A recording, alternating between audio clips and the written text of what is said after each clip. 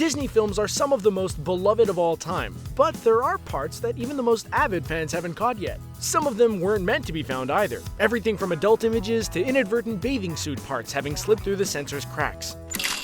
Check out these 10 paused Disney moments that animators don't want you to find. Are you kidding me? You still haven't subscribed to CBR's YouTube channel? How many awesome videos have you missed because you forgot one click? Starting today, that number can be 0. Subscribe now. Wanna see me do a trick? Chip. Oops, sorry. Ms. Potts and Chip in Tarzan. Remember that one scene in Tarzan when Turk plays music using a human china set? Take a closer look. That china happens to be Chip and Mrs. Potts, straight from the castle in Beauty and the Beast, Sans Faces. Those musically inclined bits of china just can't seem to resist the song. It does make us a bit concerned for their safety though. Facing eternal life as dinnerware seems a lot safer than being a gorilla's plaything. Less immediate risk of being broken. It also raises pressing questions. How did they end up there? Are Tarzan and Beauty and the Beast connected? Maybe Tarzan's parents were members of the Noble Council and brought along a tea set in their exploration of new and uncharted lands, and a shipwreck stranded them along the coastline. Maybe Beast and Belle's honeymoon went horribly awry. Maybe Miss Potts needed a vacation. After all, the castle did seem particularly gloomy and snowy. The shores of Africa have a lot more sunshine and warmth. Chip might have pulled a Fievel and headed south to explore the world and find a place where a boy-turned-teacup could belong. The truth? The world may never know. A bee! I am a cute little bumblebee! Here I come! A Bug's Life in Toy Story. In Toy Story 2, there's a brief scene where Mr. Potato Head is reading a book. While that's strange enough, the true Easter egg is the book he's reading. If you take a closer look, you'll see a few familiar characters. The cast of A Bug's Life. That's not the only reference either. Merchandise from A Bug's Life can be seen in Al's Toy Barn. Andy has a calendar with a picture from A Bug's Life, and countless other throwbacks to the film. In outtakes from the movie, Flick and Heimlich appear in a close-up. This is a reference to Woody appearing in an outtake of A Bug's Life. Though A Bug's Life wasn't met with the same sort of critical acclaim as Toy Story, Disney gives it the same love and affection it does all of its films. It also feeds into the Pixar connected universe theory. If you keep your eyes peeled when watching these movies, you'll see numerous references to other fan favorites. A good example is the Pizza Planet truck. It's well known for appearing in almost every Pixar movie in some form or another. It was the original hint that the films were all connected. For those of you who love ad-free viewing and free things, we're excited to announce the Premium Network. The Premium gets you early access to videos from CBR, The Gamer, Screen Rant, and many other great channels. Thousands of videos in one place with ad-free browsing. How sweet is that? Sign up for free The Premium by clicking the link to start binge-watching videos from your favorite channels. Hey, can I borrow your odorant? Yeah, I got smelly garbage or old dumpster.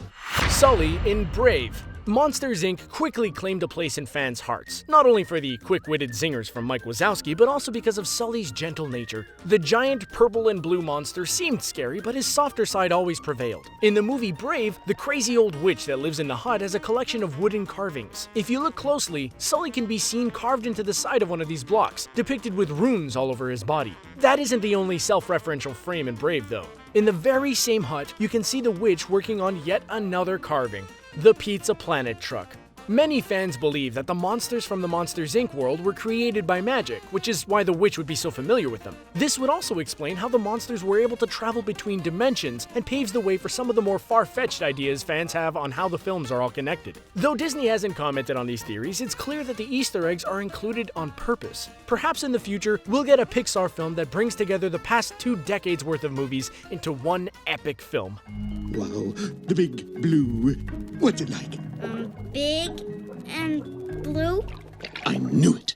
Nemo in Brother Bear. Ever wonder how a parent could lose sight of their child so easily? Sure, the ocean's a big place, but it shouldn't be that hard to find a clownfish. Their color palette is rather distinctive after all. Well, as it turns out, that color palette is exactly what allowed eagle-eyed viewers to find Nemo in the last place anyone expected. In one of the fishing scenes from Brother Bear, fans noticed that one of the fish doesn't look quite like the others. Among the large, splashing salmon on screen is one particular clownfish that fans have come to know and love. It's possible that Coda and Nemo became friends at some point along their adventures. Once you're turned into a bear, a talking fish doesn't seem so strange. And because Finding Nemo released in May of 2003 and Brother Bear released released in October of 2003, there's no doubt in anyone's mind that this was an intentional Easter egg stashed away for fans of the movies. Does this mean that Brother Bear is a part of the overarching Pixar universe? If so, there are a few more questions that need to be answered. Now that we've had Finding Dory, maybe Brother Bear will get a proper sequel.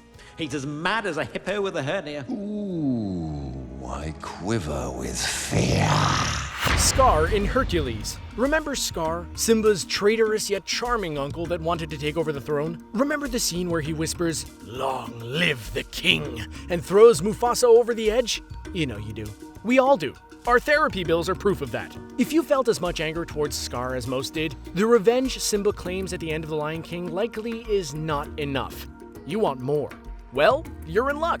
In the movie Hercules, we get the cathartic revenge we've all been waiting for. At the end of Zero to Hero, one of the catchiest songs in the movie, Hercules dances around and tosses a lion he's slain down onto the ground in order to be a rug. That lion is none other than Scar. It's fitting. Not only was he thrown down on the ground in the same way that Simba tossed Scar from Pride Rock, but this moment also ties into Zazu's comment from The Lion King that Scar would make a very handsome rug. Many fans were more than a bit shocked when they saw this, though. No one realized Disney could be quite so savage with their inside jokes.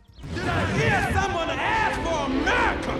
Let me hear you say, ow! Ah! That's close enough. Mulan in Lilo and Stitch. There's a very brief, almost completely unnoticeable frame in Lilo and Stitch. Honestly, it's so hard that we wonder how anyone managed to catch it. Remember Lilo's sister Nani? Remember how she was such a tough, independent character? Did you ever wonder where she got that from? The answer is clear.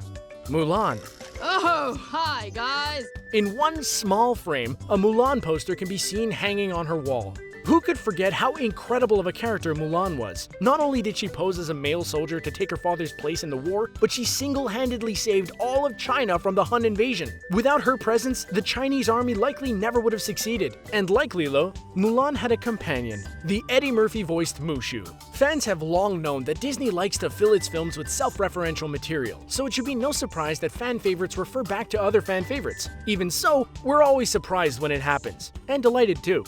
Easter eggs are fun for everyone. Sit, boy. Hey, look, he's trained. Shake. Uh-huh. Speak. Hi there.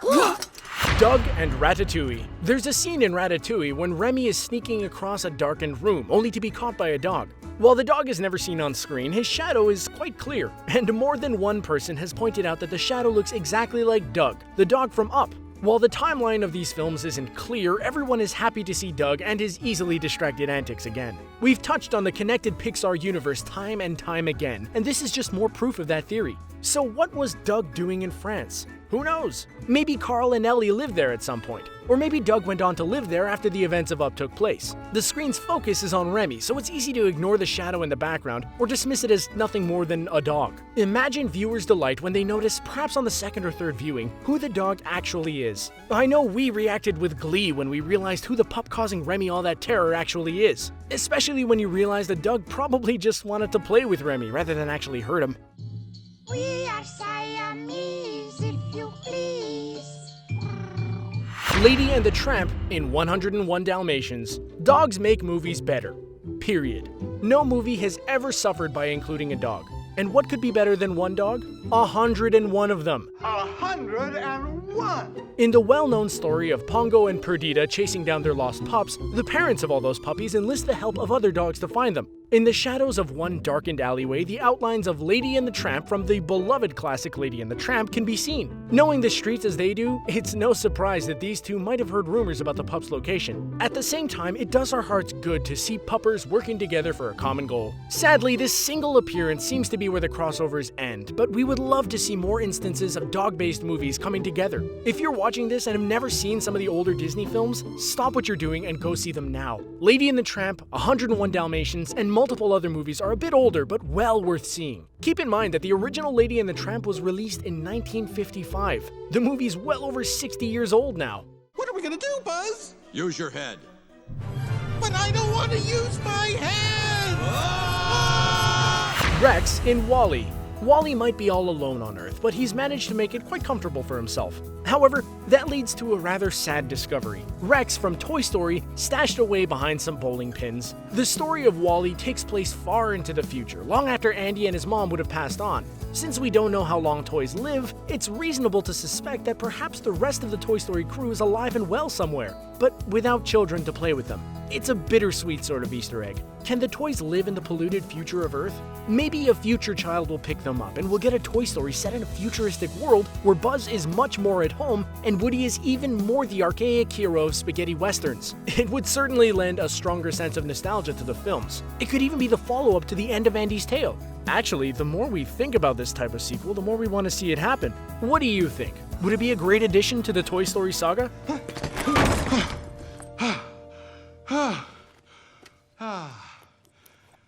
Alone at last. Flynn and Rapunzel in Frozen. Rather than ending the video with yet another adult joke, though there are plenty of those, we prefer to feature the beloved couple from Tangled attending Elsa's coronation. For a brief moment, Rapunzel and Flynn can be seen entering the castle gates and greeting Anna. If you're looking for their faces, you're out of luck. Flynn and Rapunzel are only seen from behind, but their silhouettes are clear. This was the first hint of the life the two led after the events of Tangled, leading fans to a frenzied search for more clues and clearly connecting the two worlds together. One of the foremost theories is that the ceremony Elsa and Anna's parents were going to attend when they were shipwrecked was actually Rapunzel's coronation. Another is that Rapunzel, Anna, and Elsa are all related to one another. Perhaps cousins? Regardless of what you believe, Rapunzel's appearance in Frozen hints at a much larger world where magic is very much a part of everyday life. If you're ever bored and in need of a rabbit hole to dive down, look up fan theories surrounding Frozen and Tangled. It's a small part of the overall Disney universe, but the evidence that fans bring forward linking these movies together is hard to ignore.